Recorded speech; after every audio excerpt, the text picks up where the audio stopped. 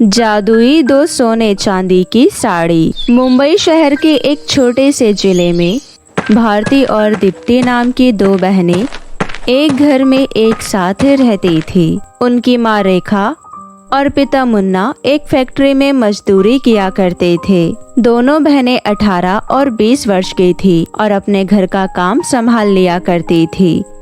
दोनों बहनों में आपस में बहुत प्रेम था। दीप्ति भारती से 2 वर्ष छोटी थी, परंतु फिर भी वो भारती से बहुत समझदार थी। दीप्ति का कद लंबा, रंग गोरा और लंबे सुनहरे बाल थे, जबकि भारती एक छोटे कद की और सांवली लड़की थी। भारती की उम्र होने की वजह से उसकी माँ उसकी शादी के लिए बहुत परेशान रहती थी, परंतु वो अपनी ये परेशानी किसी से नहीं बांट सकती थी, क्योंकि भारती का कद छोटा था, जिसकी वजह से उसके लिए कई रिश्ते आए। परंतु भारती का कद छोटा होने और सांवला रंग की वजह से मना कर गए। एक दिन सुबह सुबह रेखा और मुन्ना आपस में बातें कर रहे होते हैं। सुनिए जी, आपको नहीं लगता कि हमें पहले अपनी छोटी बेटी की शादी कर देनी चाहिए, क्योंकि बड़ी बेटी के लिए कितने रिश्ते आए, परंतु किसी ने भी हमारी बेटी को स्वीकार नहीं किया। तो क्यों न हम पहले अपनी छोटी बेटी का विवाह कर दे। अरे भाग्यवान, तुम यह कैसी बात कर रही हो? जब तक हम अपनी बड़ी बेटी भारती का विवाह नहीं करा देते, तब तक हम दीप्ति की शादी का कैसे सोच सकते हैं? अजी, मैं तो इसलिए कह रही थी क्योंकि हमारी छोटी बेटी दीप्ति की उम्र भी दिन पर दिन बढ़ती जा रही है और हमारी बेटी दीप्ति कद की लंबी, रंग की गोरी है, तो हमें कोई मुश्किल नहीं होगी उसके लिए एक सर्वगुण लड़का ढूंढने में। ये सभी बातें किचन में खड़ी भारती सुन लेती है, परंतु वो फिर भी दुखी नहीं होती और अपनी बहन दीप्ति के लिए बहुत खुश होती है। ठीक है, मैं कल ही जाकर दीप्ति के लिए कोई लड़का ढूंढता हूँ। जैसे ही कोई अच्छा लड़का मिलेगा, हम बातचीत आगे करेंगे। आप नाश्ता कर लो और अपने काम पर चलते हैं, हमें देरी हो रही है। दोनों नाश्ता करके अपने काम पर निकल जाते हैं। दीप्ति और भारती दोनों बहनें अपने अपने कामों में लग जाती है। काम करने के बाद दोनों बहनें एक साथ बैठकर चाय पीती है। चाय पीते पीते भारती और दीप्ति लड़के की बात करने लगते हैं, परंतु दीप्ति को लगता है कि उसके माता पिता उसकी बड़ी बहन भारती के लिए लड़का देख रहे हैं, इसलिए वो बहुत खुश होती है और भारती को लगता है कि दीप्ति अपनी शादी के लिए खुश है। ऐसे ही कुछ दिन निकल जाते हैं। फिर एक दिन दीप्ति के घर उसके मामा आते हैं।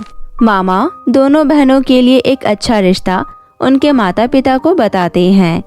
ये सुनकर उनके माता पिता बहुत खुश होते हैं कि उनकी दोनों बेटियों का विवाह अब एक साथ हो जाएगा। बहन, मैं जो रिश्ता तुम्हारे लिए लेकर आया हूँ वह दोनों लड़का हीरा है। हीरा, अगर तुम उन दोनों को एक बार देख लोगी तो उन्हें मना नहीं कर पाओगी। वह दोनों लड़के अपने माता पिता के बिजनेस संभाल रहे हैं, परंतु मैं पहले ही बता दूं कि वह बहुत ही अमीर घर के लड़के हैं, इसलिए तुम्हारी दोनों बेटियां उनके सामने राजकुमारी लगनी चाहिए। भैया, तुम्हें तो पता ही है भारती के बारे में। भारती का कद थोड़ा छोटा है और रंग सांवला है, परंतु हमने उन दोनों के संस्कारों में कोई कमी नहीं छोड़ी। हमारी दोनों बेटियां सर्वगुण संपन्न हैं। बहन, यह तो मैं जानता ही हूँ। कल उनके परिवार वाले हमारे दोनों लड़कियों को देखने आ रहे हैं। तुम अपनी तरफ से सारी तैयारियां पूरी रखना। ये सब कहकर उनके मामा अपने घर चले जाते हैं। दीप्ति और भारती अपने माता पिता के साथ बातें करने लगती है। अब तुम दोनों फटाफट तैयार हो जाओ, आज हम सब बाहर बाजार जा रहे हैं। तुम दोनों बहनों के लिए कुछ नए कपड़े खरीदने, जल्दी से तैयार होकर यहाँ आ जाओ। दोनों बहनें बहुत खुश होती हैं और तैयार होकर जल्दी से अपने माता पिता के पास आ जाते हैं। फिर सभी लोग मिलकर बाजार के लिए जाते हैं। बाजार जाकर वे कई दुकानों पर कपड़े देखते हैं। दीप्ति को उसके लिए एक सुंदर सी ड्रेस मिल जाती है, परंतु पूरे बाजार में भारती के लिए कुछ भी समझ नहीं आता कि वो क्या ले, और जब उसे कुछ समझ में नहीं आता, फिर भारती निराश मन से अपने ही घर के लिए बाजार से अकेली निकल जाती है। भारती अपने घर जा ही रही होती है कि तभी उसको रास्ते में एक बूढ़ी दादी दिखाई देती है, जो भारती से अपनी सहायता के लिए पूछती है। सुनो बेटा, तुम कहाँ जा रही हो? क्या तुम मुझे मेरे घर तक छोड़ दोगी? मेरा ये सामान बहुत भारी है, क्या तुम इसे उठाकर मुझे मेरे घर तक छोड़ दोगी? क्यों नहीं दादी माँ, मैं आपकी सहायता जरूर करूँगी। लाओ अपना ये सामान मुझे दे दो और आप मेरा हाथ पकड़कर मेरे साथ चलो। भारती बूढ़ी दादी को उनके बताए रास्ते के अनुसार उनको उनके घर छोड़ देती है। घर जाकर बूढ़ी दादी भारती को निराश देखकर उससे उसके निराश होने की वजह पूछती है। फिर भारती बताती है, दादी माँ, कल हम दोनों बहनों को लड़के वाले देखने आ रहे हैं, इसलिए मैं अपने परिवार के साथ बाजार गई थी, परंतु मुझे बाजार से अपने लिए कोई भी ड्रेस पसंद नहीं आई, इसलिए मैं बहुत परेशान हूँ। बेटा, तुमने मेरी सहायता की है, इसलिए मैं तुम्हें कुछ देना चाहती हूँ। तुम जरा यहीं ठहरो, मैं अभी आई। दादी माँ अंदर जाकर 2 सोने और चांदी की साड़ी लेकर आती है। वो साड़ी दादी भारती को देती है। साड़ी बहुत ही सुंदर चमचमाती हुई थी और सोने चांदी की दिखाई दे रही थी। साड़ियाँ बहुत ही आकर्षक लग रही थी। भारती को एक ही नजर में वो साड़ी बहुत पसंद आती है। सुनो बेटी, ये साड़ी मुझे मेरी सास ने दी थी और अब ये साड़ी मैं तुम्हें दे रही हूँ। ये कोई मामूली साड़ी नहीं है, ये जादुई 2 सोने चांदी की साड़ी है। इस साड़ी को पहनकर तुम बहुत ही सुंदर और आकर्षक लगने लगोगी और इस साड़ी की मदद से तुम और लंबी हो जाओगी और साड़ी पहनते ही तुम्हारी सभी दुख तकलीफ दूर हो जाएंगी। भारती वो 2 सोने और चांदी की साड़ी दादी माँ से ले लेती है और दादी माँ का शुक्रिया कर अपने घर चली जाती है। घर जाकर भारती अपनी बहन दीप्ति को बूढ़ी दादी की सारी बातें बताती है और दोनों बहनें सोने और चांदी की साड़ी पहनती हैं। साड़ी पहनते ही भारती पहले से भी सुंदर, लंबी और आकर्षक दिखने लगती है और दीप्ति भी पहले से भी सुंदर और आकर्षक दिखने लगी। दीदी, आप तो बहुत सुंदर और लंबी लग रही हो, अब तो आपको कोई फेल नहीं कर सकता।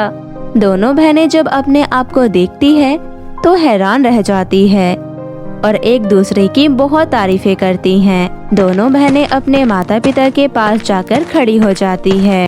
अरे, तुम दोनों कौन हो और यहाँ क्या कर रही हो? क्या तुम दोनों दीप्ति और भारती की दोस्त हो क्या और यहाँ घूमने आई हो क्या? अपनी माँ की ये सब बातें सुनकर दोनों बहनें जोर जोर से हंसने लगती है।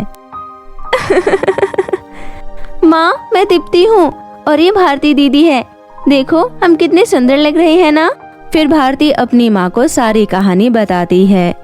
उनकी माँ दोनों को देखकर बहुत खुश होती है और अगले दिन उनके घर लड़के वाले आते हैं।